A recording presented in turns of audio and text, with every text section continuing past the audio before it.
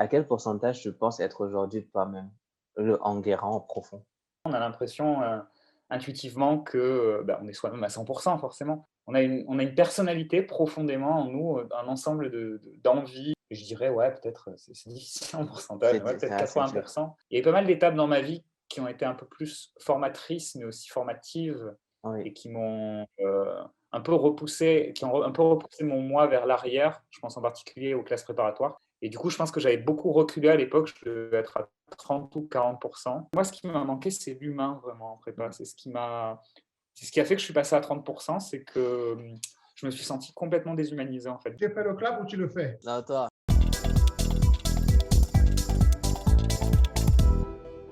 C'est parti. Bonsoir, Enguerrand. Merci d'avoir accepté notre invitation pour participer à notre podcast.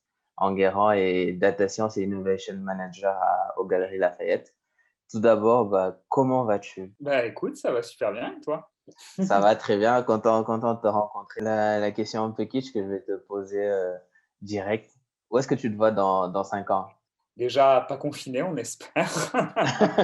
J'espère que tous ces trucs-là seront derrière nous et qu'on pourra déjà être en terrasse, voilà, dans 5 Ah ans, ouais, terrasse, ah ouais, sans aucune hésitation et j'espère que j'aurai grandi, professionnellement et humainement encore une fois, parce que je pense que c'est très important de grandir dans toutes les étapes de notre vie et spécifiquement dans mon domaine d'activité qui est la donnée, l'intelligence artificielle.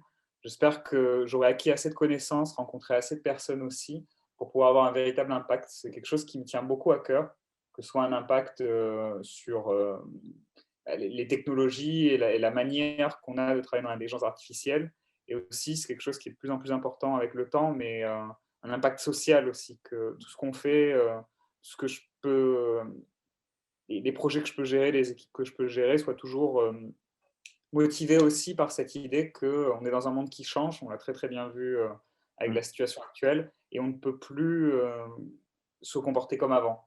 C'est très intéressant de marquer aussi que c'est peut-être un effet un peu générationnel aussi de Mm. la quête de sens et de faire des choses parce qu'elles ont du sens. On va se replonger au début, peut-être qu'on va chercher le sens là-bas. Euh, Comment se passe ton enfance et quels souvenirs en as-tu? Où est-ce que tu grandis? Bah écoute, j'ai grandi pas du tout à Paris, j'ai grandi dans le sud de la France, dans une petite ville qui s'appelle Aubagne, qui est à côté de Ah, Marseille, ouais, qui est la ville de Marcel Pagnol, pour ceux qui connaissent Marcel Pagnol et le château de ma mère, la gloire de mon père. Donc voilà, moi j'ai grandi entouré par la nature, entouré par les collines, avec la mer pas très très loin. Donc j'ai un souvenir assez doux de l'enfance sur déjà le climat, forcément.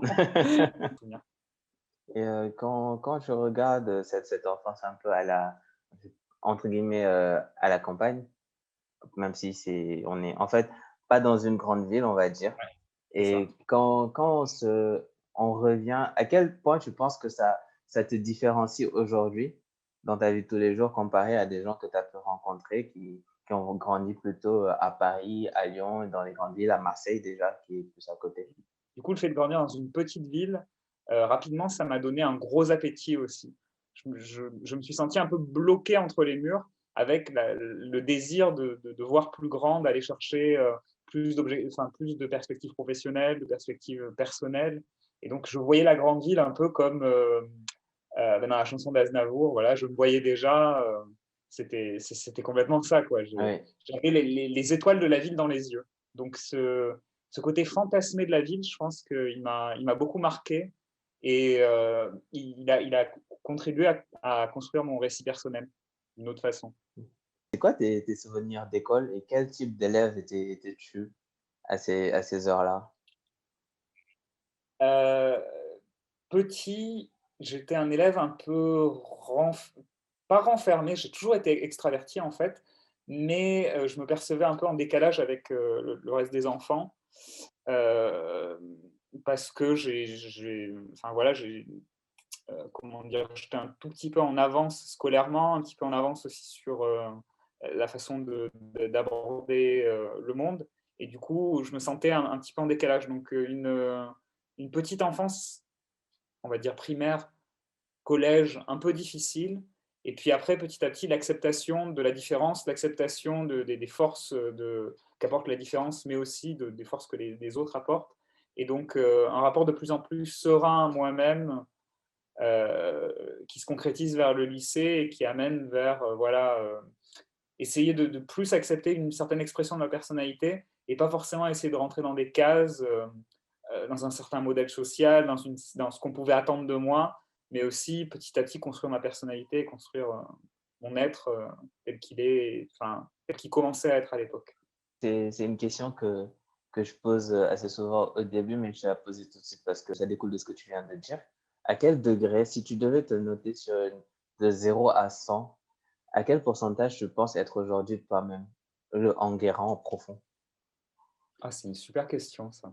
C'est vraiment une super question parce que c'est une question qu'on ne se pose pas assez souvent. On a l'impression intuitivement que on est soi-même à 100% forcément. Oui, Mais c'est vrai que on a une personnalité profondément en nous, un ensemble d'envies, de désirs, de rêves qu'on a envie d'accomplir. Là, très récemment, pour un contexte qui n'est pas du tout rigolo, qui est un contexte de rupture, mais bon, peu importe, oui, ça arrive dans la vie, oui, je me sens encore plus me reconnecter à moi-même par beaucoup de choses. Et je dirais, ouais, peut-être, c'est difficile en pourcentage, mais ouais, c'est peut-être assez dur. 80%. Ouais, Et je me sens petit à petit. Il y a eu pas mal d'étapes dans ma vie qui ont été un peu plus formatrices, mais aussi formatives, oui, et qui m'ont un peu repoussé, qui ont un peu repoussé mon moi vers l'arrière. Je pense en particulier aux classes préparatoires, qui sont oui, géniales, mais qui peuvent avoir tendance un peu en France à oui, oui. formater les élèves. Et du coup, je pense que j'avais beaucoup reculé à l'époque. Je devais être à 30 ou 40%. Ah ouais, quand même. Si tu comptes pas la fatigue, comme ça aussi. Ouais, très très loin et très, très effacé. Ce qui n'est pas du tout dans ma personnalité et pas du tout dans ma façon d'être Mm. effacé. Euh, donc, ouais, je pense que je suis descendu au pire à la pire période vers 30-40%. Et là, aujourd'hui, je remonte vers 80-85%. J'ai souvent l'impression que le sang est peut-être parler dans un langage, on va se comprendre, une asymptote. On y tend, mais on n'y arrive jamais. Et, mais c'est aussi la beauté de la vie de se renouveler tous les jours, quoi. Et tu en parlais là tout Complètement. de suite de classe préparatoire. Quand tu arrives au lycée, Mm. à ce moment-là, comment tu vois ton futur? Quels sont tes projets? Te dis-tu que je vais faire mon bac et aller en prépa pour arriver en école? Ou c'est quelque chose qui va arriver au final au travers je veux dire, d'un effet de communauté où à l'école, bah, tout le monde en parle et tu te dis ce serait cool de le faire. Est-ce que tu es moteur ou en fait ça tombe dessus? Ça me tombe un peu dessus. Bah, j'arrive en première, j'ai des facilités dans pas mal de matières et en fait, je tombe complètement amoureux, des mathématiques. J'ai un prof de maths qui, arrive et qui explique les mathématiques et d'un coup, c'est beau.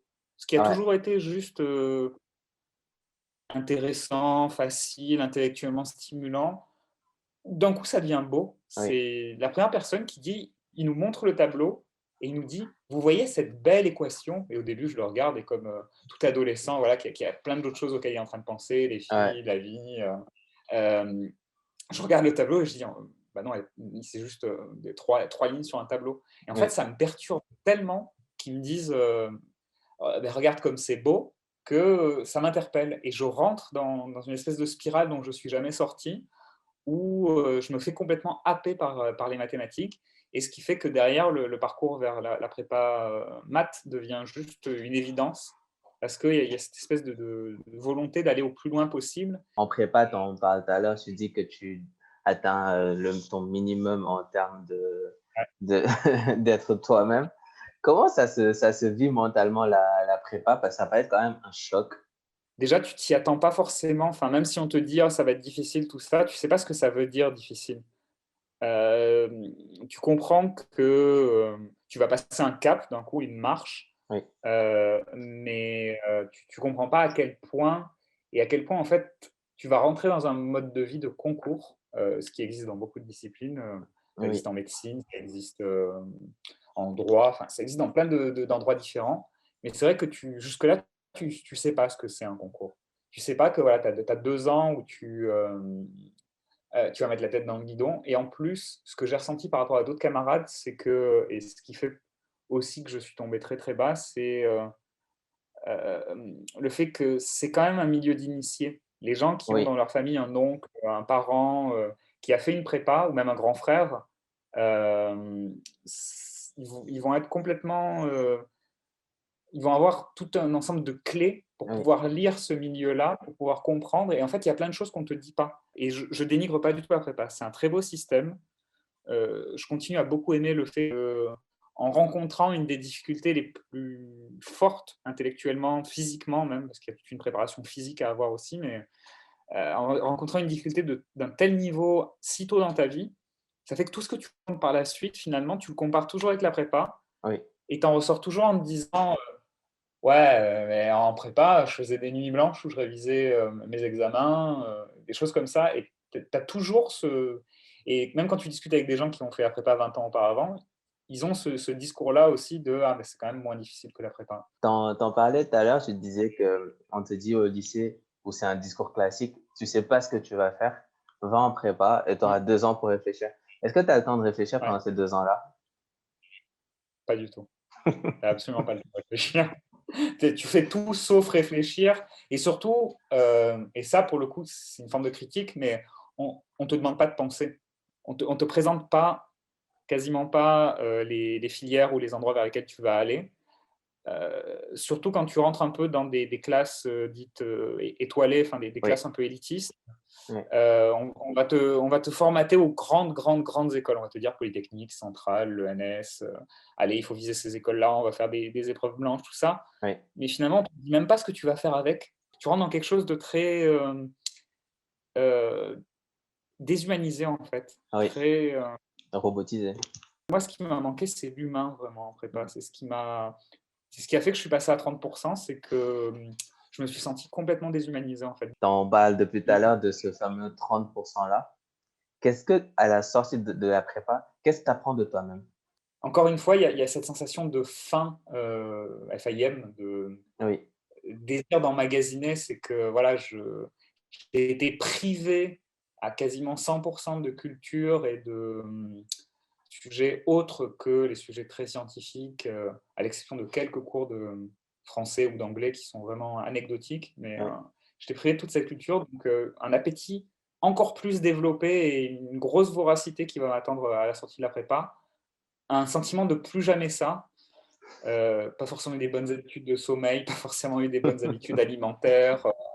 Enfin, j'avais la chance d'être encore chez les parents, donc alimentaire oui, encore ça passait. oui. C'est plutôt l'école qui a dégradé ça. Moi, à l'école d'ingénieur, je résume ça comme souvent c'est une année de soirée, une année d'études, une année de stage et on en sort. Est-ce que tu l'as vu comme ça, toi aussi, l'école? Euh, Bah écoute, moi j'ai fait une année de césure au milieu de mes études où j'ai fait 2 stages pour le coup, mais du coup, ma perception elle a été un peu différente. Ouais. Il y a quand même eu une année de soirée, ça c'est sûr. Et, avec à chaque fois le moment, les 1 mois avant partiel qui sont des mois où tu dois rattraper tout ce que tu n'as Ouais, pas fait, ouais, récupérer tous les pays où tu n'es pas allé. Et des choses comme ça, un peu voilà, anxiogènes, tous les projets à rendre oui, aussi. Et puis après, au bout de la 2e année, j'ai vraiment eu cette coupure où voilà, j'avais encore beaucoup de questions sur mon parcours. Je ne savais toujours pas ce que je voulais faire. Je pense que c'est important à dire parce oui, qu'on se dit toujours, ouais, il faut que tu fasses ce que tu veux faire, tout ça. Moi, j'avais du coup 21 ans. Je ne savais toujours pas ce que je voulais faire. J'étais en 2e année d'école d'ingénieur. Je savais ce que je ne voulais pas faire. Et je pense que ça, c'est très important. mm, On ne le dit pas assez. C'est plus important de savoir ce que tu ne veux pas faire que de savoir ce que tu veux faire. Parce que si tu te fermes des voies au fur et à mesure, tu vas naturellement te diriger dans une certaine direction. mm, Nous, on avait quelques filières. On avait la data science, on avait l'économie, on avait l'actuariat, on avait la finance de marché. Et déjà, je savais que actuariat, finance de marché et finance d'entreprise, ce n'était pas pour moi. oui, Donc, je barrais celle-là. Il me restait l'économie et la data science. L'économie que j'avais vraiment découvert à l'école, que je ne connaissais pas du tout. Et mhm. la data science, qui était un peu une projection des maths, de la statistique. Donc, je me disais pourquoi pas. Et c'est vraiment à ça qu'a servi l'année de césure, pour le coup, à pouvoir faire un choix. Mais c'est rigolo parce que j'ai fait finalement 6 mois en data science et j'ai tellement aimé que j'ai fait 12 mois en data science. Donc, j'ai même pas eu de choix D'aller c'est voir à arrivé comme une côté. évidence. Ouais. Mais heureusement que c'était là parce que du coup, j'ai même plus à me poser la question. J'ai compris que l'économie, c'était une passion personnelle que je pouvais mener en continuant à lire des articles, en achetant des livres, des choses comme ça. Mais que la data science, je voulais en faire un métier. Mhm. Je voulais aider, je voulais contribuer à des entreprises via la data science. C'est quand même Mm. important parce qu'en école d'ingénieur, il y a plein de gens qui arrivent et on a l'impression que beaucoup de gens ont des certitudes, mais il y en a quand même une grande partie qui ne savent pas ce qu'ils veulent faire. Et je suis un peu dans cette même situation que toi où des fois je regardais à côté et je me disais, mais je ne sais absolument pas ce que je vais faire et je me retournais et j'avais toute cette couronne de certitudes autour de moi qui savaient qu'ils voulaient faire ça, aller faire leur stage là pour aller dans ce travail-là. Et Ouais, c'est aussi important. Et moi aussi, j'ai fait une césure. Et ce que ça m'a apporté, je pense que c'est la même chose que toi, même si toi, tu es tombé dedans direct. Et je me disais, en allant faire cette césure-là, je me disais qu'au moins, au pire, je trouve ce que je veux faire. Ou dans le pire des cas, je trouve ce que je peux pas faire. Donc, c'était du gagnant-gagnant. Et tu faisais bien d'en parler quand tu arrives dans le monde du travail. Comment elle se passe et comment tu perçois ces premiers contacts-là avec le monde professionnel, maintenant, au-delà des fantasmes qu'on a pu avoir jusqu'à ce moment-là? j'ai la chance d'arriver dans un environnement où on me donne beaucoup de liberté et on voit déjà ce qui s'est passé pendant le stage, on me connaît.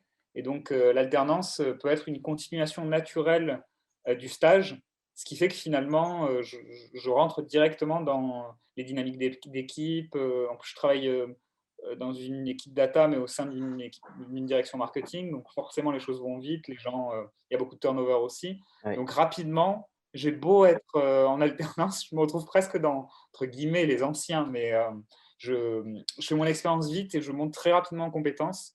Et je continue à avoir ce pan académique à côté qui me permet de expérimenter des choses, des algorithmes, continuer à apporter des solutions un peu plus Mhm. innovantes. Et voilà, j'ai mes deux pieds. Petit, très, très rapidement, le pied académique, j'ai un peu plus de difficulté à le garder. Je me vois vraiment comme je travaille dans mon entreprise et quelques jours par semaine, je suis obligé d'aller suivre presque une formation Ouais. dans une école. Je m'inverse complètement dans ma tête parce qu'en plus, je déménage à ce moment-là. Donc, je quitte vraiment mon logement étudiant pour un logement un petit peu plus grand, Oui. en plein Paris. Je découvre la vraie vie parisienne. Donc, finalement, je m'insère dans une vie différente très, très tôt. Et ça m'aide à me projeter plus avec mes collègues qu'avec mes camarades de promotion. Oui. Donc, il y a une espèce de transition qui se fait très doucement, très naturellement. Je n'ai pas besoin de me poser des questions d'objectifs annuels ou de choses comme ça parce que je suis toujours alternant finalement. Je ne Oui. suis pas, entre guillemets, dans les effectifs. Et en même temps, je vois tout. Je vois Oui. les changements de direction, je vois la data qui évolue, qui passe de sujet de couloir à problématique d'entreprise et objectif à 5 ans. Je vois vraiment une évolution comme ça. Je m'intègre dessus, ce qui me permet de profiter de cette vague-là, tout en restant assez, quelque part, protégé, quoi. Protégé par le Oui. management, protégé par la structure, protégé par mon statut d'étudiant. On en parlait, on disait que tu étais dans la data et un peu l'IA. Qu'est-ce que quel aujourd'hui parce que c'est quelque chose qui va très vite. Il y a une grande partie de la population qui arrive à se vouloir aussi rentrer à vouloir surfer sur cette vague-là. Tu parlais au départ d'une passion pour les mathématiques. À quel niveau pour toi aujourd'hui c'est important de ne pas juste savoir utiliser une librairie? Et, pour certaines personnes qui codent pas trop, à quel important de savoir la théorie et de juste pas savoir pratiquer? Parce on voit l'émergence de plein de choses qui font que bah, il y a des gens qui savent coder, appliquer un algo de ML. Mais pourquoi c'est important de connaître aussi toute la théorie qui est derrière? Je pense qu'il ne faut pas dénigrer non plus ce qu'on va appeler maintenant on appelle ça les citizen data scientists, donc des gens qui sont les citoyens data scientists, je ne sais pas comment on pourrait dire en français, mais voilà, des gens qui vont Oui. utiliser les algorithmes sur étagère. Oui, Je pense par contre que dans une organisation, dans une équipe, une direction, enfin, dans une structure professionnelle, tu vas avoir besoin de certains experts vers lesquels tu vas pouvoir te tourner pour poser des questions vraiment techniques. Et oui, en fait, moi, je l'ai vu très très vite. Tu commences à utiliser des librairies de ML, des choses qui sont plutôt user-friendly ou pas besoin de trop rentrer dans le code. Moi, j'utilisais par exemple, c'était encore quand j'étais en alternance, j'utilisais TensorFlow, qui est une oui, librairie d'IA et de deep learning. Et en fait, tu fais ton truc, tu fais ton code, tu essayes, voilà, hein, puis à un moment, ça casse. Et tu oui, regardes les logs, le journal des erreurs, et tu regardes le truc et tu fais, mais qu'est-ce que c'est que ça? Et en fait, d'un coup, quand tu rentres vraiment dans pourquoi il y a eu cette erreur-là, il va apparaître des gradients, il va apparaître oui, des hessiens, des concepts mathématiques qui vont tout de suite remonter à la surface. Et ça m'est arrivé une ou deux fois. Évidemment, c'est pas tous les jours. C'est là aussi où tu n'as pas forcément besoin que toute ton équipe et tous les gens qui travaillent sur la data connaissent à 100% tous les algorithmes et passent leur temps à lire des papiers. Mais oui, quand tu as une personne comme ça qui reste très lié aux mathématiques, très lié à la théorie, il voit ça, il dit ah bah oui, bah c'est très simple, c'est parce que tu as mal différencié ton gradient et du coup ton hessien oui, il est faux. oui, Et voilà, ça va peut-être pas parler à 90% de l'assemblée, mais oui, si la personne a réglé le problème, tu as gagné énormément de temps, tu as gagné oui, énormément d'énergie. Et ça, c'est le premier pan. Et le deuxième, c'est la confiance que tu peux avoir aussi dans ce que tu vas faire. On oui, parle beaucoup de, c'est un sujet qui est de plus en plus important et c'est pour ça au début quand tu disais quand tu te projettes à 5 ans, mm, c'est un truc qui m'intéresse énormément, c'est tous les biais qu'il y a dans l'intelligence artificielle. Et en fait, tu as tous les biais qui sont liés à la donnée elle-même, puisque oui, tous les algorithmes, par exemple, qui sont biaisés sur le recrutement, il y avait le cas d'Amazon ou des choses comme ça, c'est aussi parce que bah, les gens, quand ils font du recrutement, ils sont biaisés, en fait. Et donc oui, ça rentre dans les bases de données et ça nourrit les algorithmes. Mais tu peux aussi avoir des problèmes d'un algorithme qui a été mal utilisé. Ah ben celui-là, il y a telle grosse hypothèse derrière, hypothèse d'indépendance de je ne sais quoi, qui fait que si tu n'utilises pas dans ce cas-là, en fait, tu es en train soit juste de faire une erreur, ce qui n'est pas si grave que ça, mais si tu es en train de faire une erreur sur un domaine médical ou même sur un domaine enfin, peu importe, même du marketing, finalement, tu es en train de pénaliser des gens et de discriminer des gens oui, juste parce que tu n'as pas compris ce que faisait l'algorithme, tu n'as pas accepté, enfin, tu as pris comme acquise une des hypothèses qui ne marche pas dans ton cas, oui. et donc tu es en train de raconter n'importe quoi. C'est Box qui disait tous les modèles sont faux, mais certains sont utiles. C'est ça, c'est C'est vrai. Et on en discute là, on utilise un peu des termes, tu le dis bien, peut-être que ça ne résonnera pas à 90% de l'assemblée. Comment tu expliquerais, peut-être c'est un exercice, hein, et je vais un peu te mettre on the spot. Comment tu expliquerais le fonctionnement d'un modèle à quelqu'un qui s'y connaît pas? c'est très rigolo parce que c'est une des questions que je pose en entretien d'embauche quand Ah je bah, recrute des data scientists, forcément. Parce que ça reste une question très, très importante. Au-delà de, voilà, on vient de se le dire, la partie théorique qui est très importante, mais la partie vulgarisation, pour moi, elle fait vraiment partie du métier, elle fait partie de beaucoup de métiers d'ingénieur, mais encore plus celui-là qui est assez nouveau et finalement qui veut être utilisé partout. oui. C'est vrai que c'est assez important. Je ne suis pas du tout en train de te faire de noyer le poisson pour ne pas Non, avoir non, à non, je t'expliquer. sais. Je vais le faire. Mais du coup, en général, la réponse que j'attends à cette question, justement, ça va être que finalement, un algorithme, c'est juste un ensemble d'instructions, machines, qui vont servir à prendre une base de données. Donc, dans une base de données, tu as quoi? Tu as de la donnée. Donc, une base de données, pour quelqu'un qui ne voit pas forcément, c'est. Si tu as déjà vu un fichier Excel, c'est assez simple. Tu as des colonnes, tu as des lignes, et sur chaque colonne, tu as des informations sur quelqu'un. Tu as peut-être son nom, prénom, tu as peut-être combien il dépense dans ton Oui, magasin, et ensuite, tu as un certain nombre d'informations. Et en fait, ce que l'algorithme va faire, c'est qu'il va aller prendre cette information-là, prendre cette donnée-là et la transformer pour la rendre intelligible et pour pouvoir prendre des décisions à partir de cette donnée-là.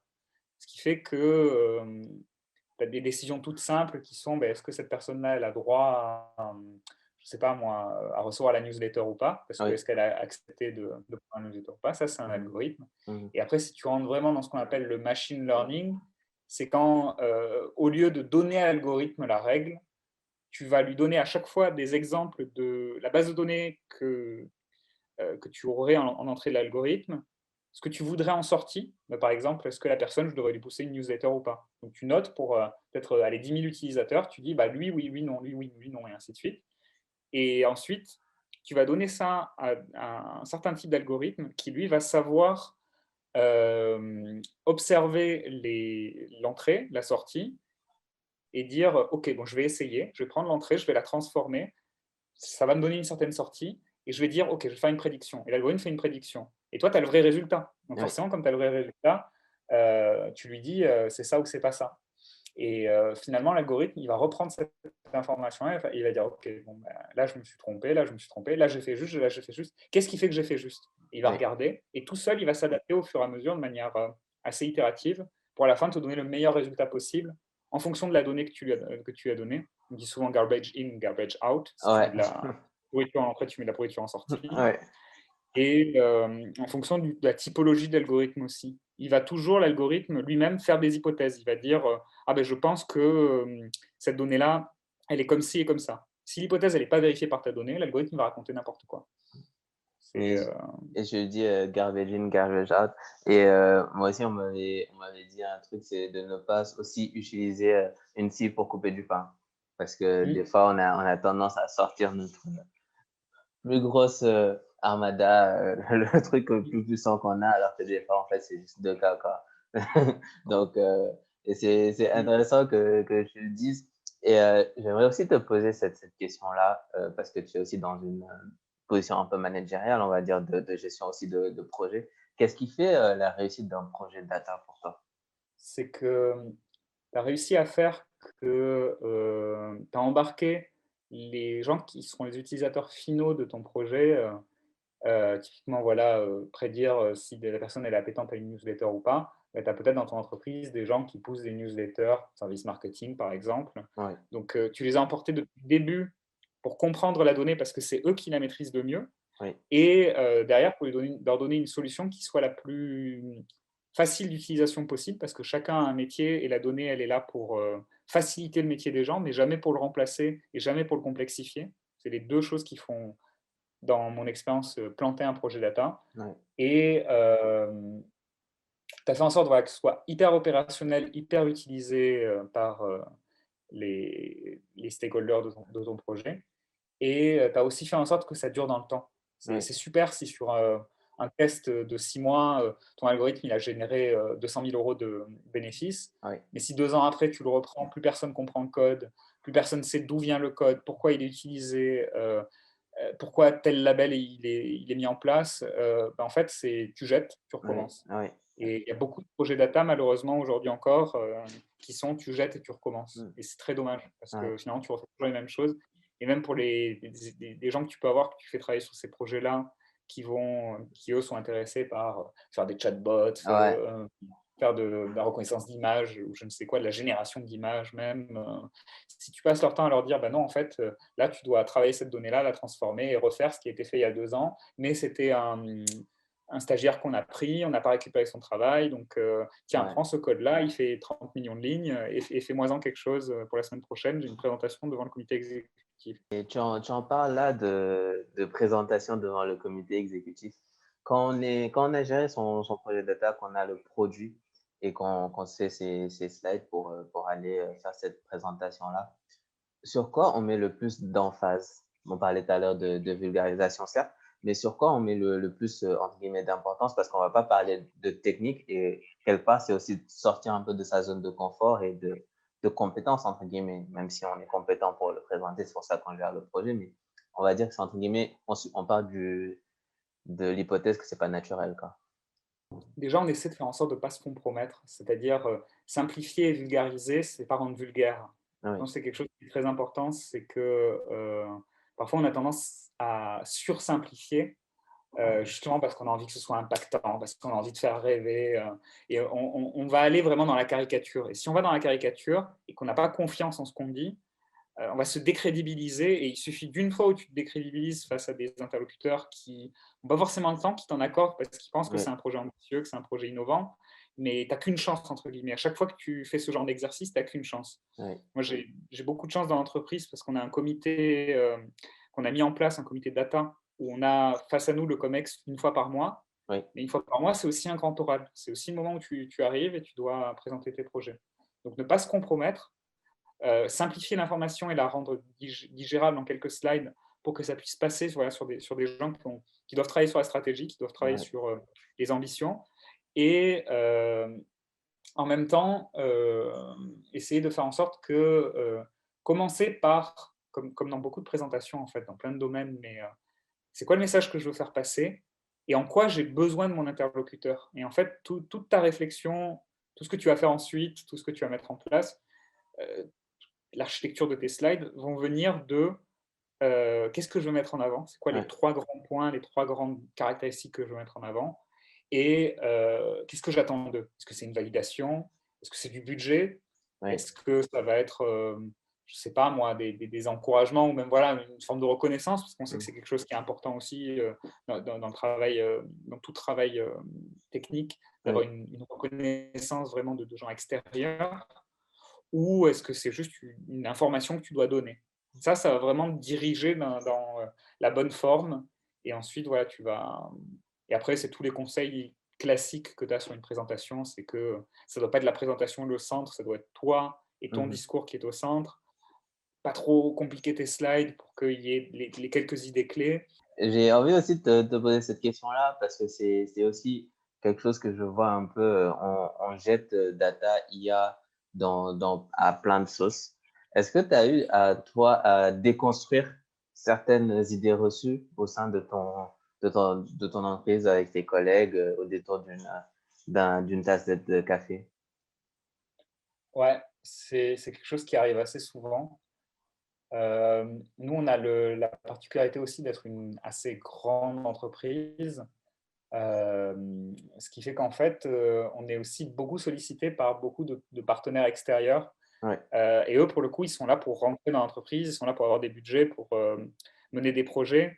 Et du coup, il y en a des excellents qui font des choses que toi, tu pourrais jamais faire. ouais, Et puis, il y en a d'autres qui sont là juste parce qu'ils ont une idée comme ça. Et on le voit beaucoup, où finalement, toute l'intelligence artificielle, tous les algorithmes sont mis dans le même panier.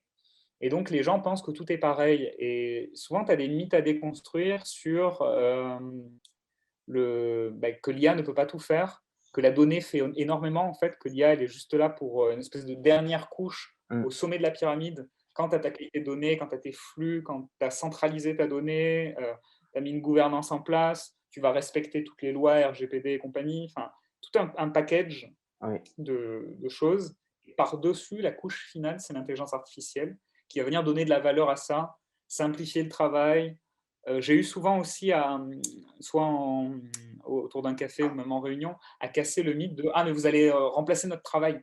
oui, Souvent, ça peut être assez violent comme réaction.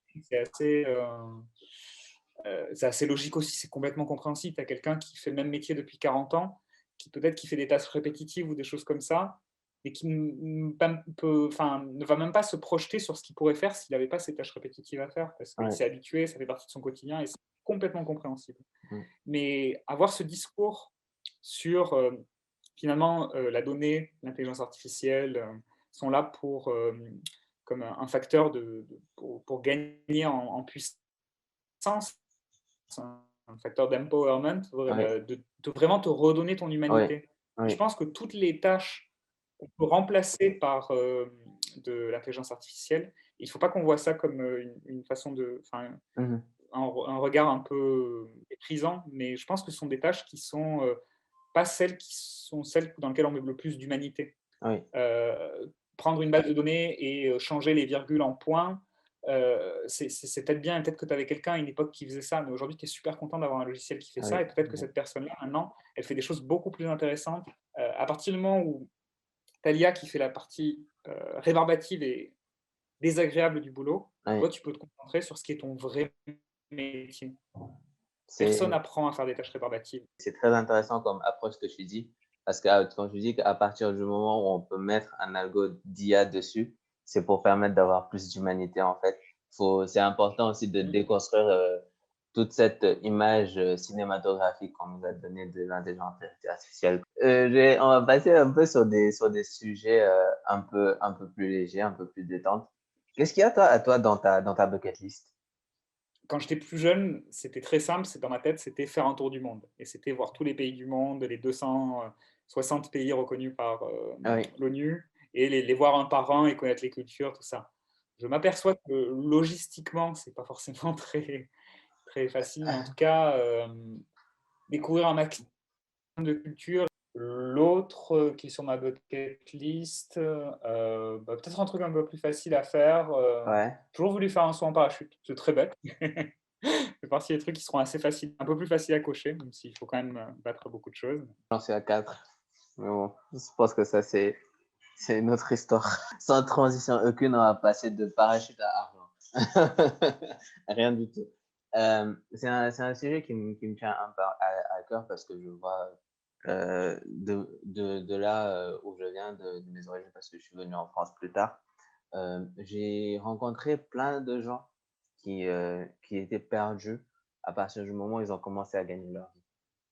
Ils ne savent plus comment gérer leur argent. Quel conseil tu donnerais à un jeune qui vient de finir son master, qui sort d'école, qui signe son premier CDI et qui a son premier salaire qui arrive? Quel conseil lui donnerais-tu en termes de gestion, en fait, au final, de l'argent? Parce que je disais que ces premières années-là étaient très importantes dans ce qu'on va construire dans la suite de sa vie. Non, tu as raison, c'est vraiment un sujet, très, très, très, très, très important et sur lequel j'en discute souvent avec des gens et on dit: «C'est dommage que la gestion de ton argent, c'est pas un truc que tu apprennes à l'école, quoi». C'est une chose que C'est tu clair. apprends et qui vont pas forcément te servir. Enfin, après, voilà, c'est tout un débat, mais c'est vrai que la gestion financière, c'est pas inné. Et Mm. finalement, tu as une grosse disparité entre les gens qui viennent de familles qui ont de l'argent, qui savent déjà, qui vont avoir tous les conseils, tout ça, papa, maman qui vont expliquer. Puis les gens qui sont un peu balancés dans le grand bain et qui, comme tu dis, ils ont leur premier CDI, ils ont le premier salaire qui tombe. Oui. On va dire le deuxième, parce que le premier, tu te fais plaisir quand Ouais, même. quand Euh, même. mais mais c'est important, je pense que le premier salaire, tu le marques. Moi, je sais Ouais. que mon tout premier salaire, je l'ai dépensé pour aller au restaurant. Enfin, je n'ai pas dépensé l'ensemble du salaire, mais j'ai dépensé une bonne. Enfin, en plus, c'était un salaire de stage, mais je me rappelle parce que c'était Oui. pour aller au restaurant et inviter ma maman Ah, trop à bien. manger avec moi. Et aujourd'hui, malheureusement, elle est plus là. Et c'est vrai que c'est un très, très, très bon souvenir. Donc, Mm. le premier salaire est vraiment pouvoir partager ça, c'est une super expérience. Mais Mm. au-delà de ça, vraiment sur la gestion de l'argent, je pense que déjà le premier truc dont il faut sortir, c'est que l'argent, c'est pas tabou. Il faut discuter, il faut poser des questions à des collègues, il faut poser, parce que forcément quand on sort tout ça, en plus en France, on a vachement cette culture de l'argent c'est sale, l'argent tu parles pas, tout ça. Mais déjà dans un contexte professionnel, le fait de pas discuter d'argent, Mhm. souvent ça met en défaveur par rapport ça peut mettre en défaveur par rapport à l'employeur aussi. C'est Donc clair. C'est clair. c'est toujours quelque chose qui est important.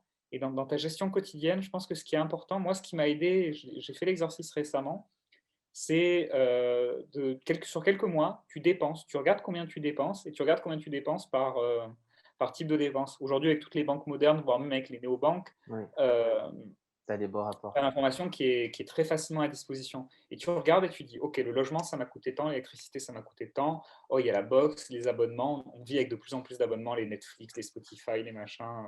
Oui. C'est vraiment une partie de notre revenu qui va être prise dès le début, quoi. Oui. Maintenant, il y a la problématique de l'impôt à la source aussi. Donc, tu regardes vraiment toutes les dépenses et tu Mhm. regardes combien il te reste une fois que tu as, voilà, un toit sur la tête, tu as de l'électricité, de l'Internet, tu Oui. as à manger, combien il te reste. Et ce truc-là, cette espèce de somme que tu vas voir, c'est celle qui a tout le potentiel parce que dedans, tu vas avoir les loisirs, tout ce qui va te Oui. faire plaisir, partir en vacances, euh, faire profiter des amis, donner à des associations, et tu vas avoir une partie que tu vas mettre de côté.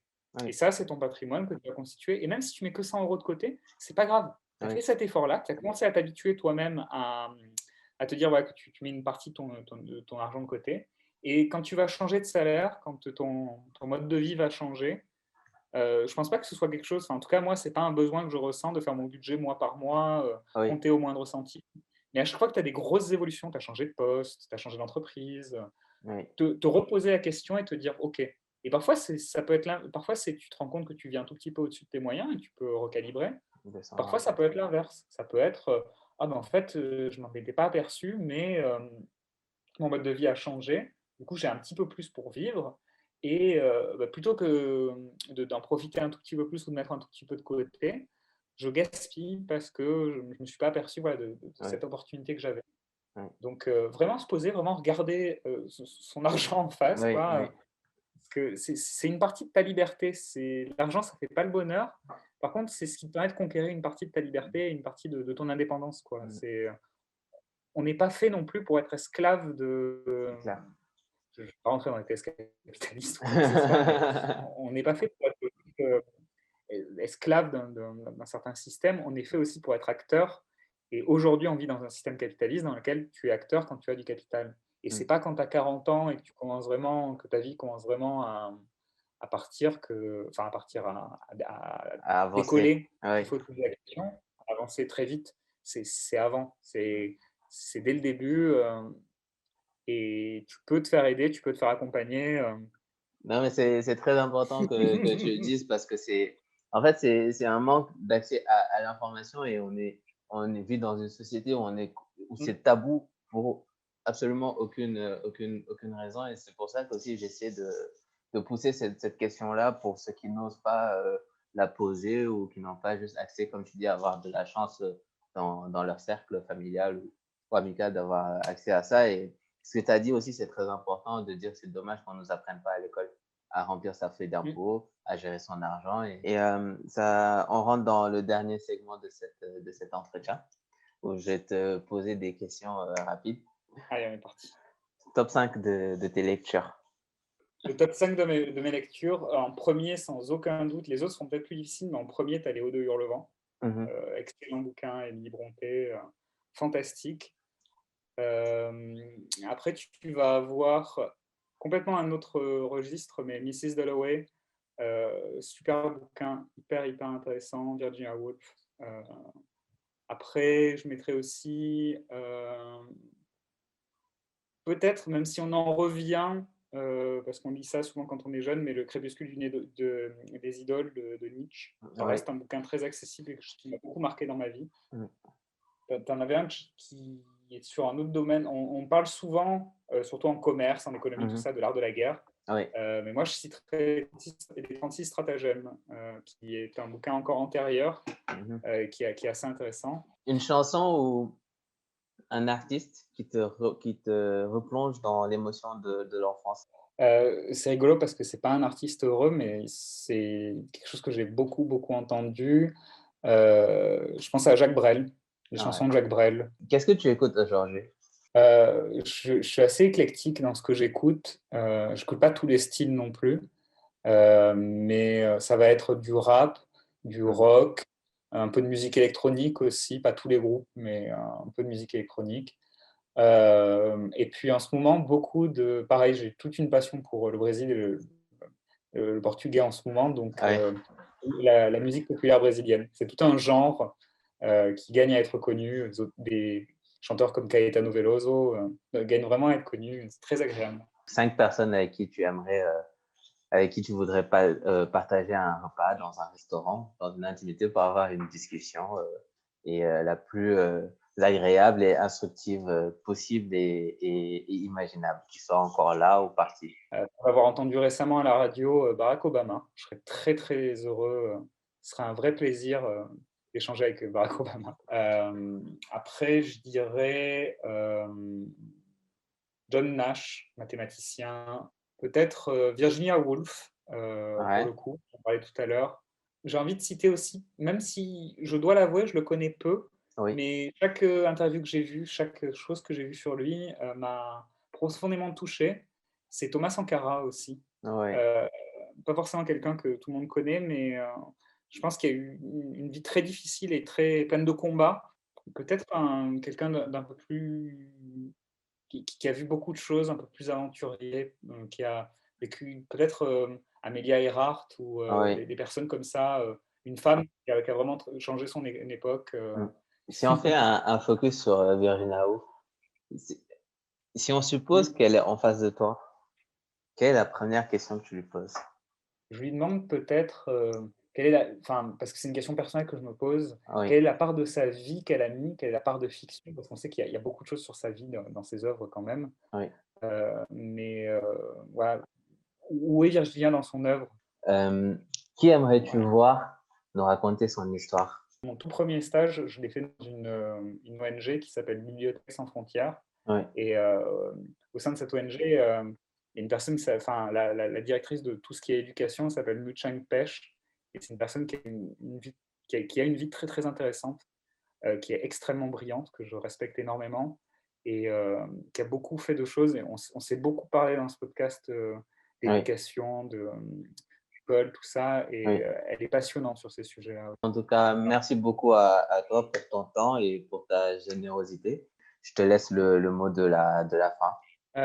Déjà, merci à toi pour toutes tes questions que j'ai trouvées extrêmement pertinentes. Comme tu dis, ça se sent aussi qu'on a des domaines en commun, et du coup qu'on peut discuter et se renvoyer la balle, et c'est assez intéressant. Le mot de la fin, c'est peut-être une chose qui me tient le plus à cœur aujourd'hui, c'est que ce qui est important, c'est pas de ne jamais se tromper, de jamais faire d'erreur, mais c'est toujours d'apprendre quelque chose de ses erreurs. Donc je vais finir sur la citation de Nelson Mandela. Je suis quelqu'un qui ne suis pas forcément fan de citations, mais Ouais. je ne perds jamais.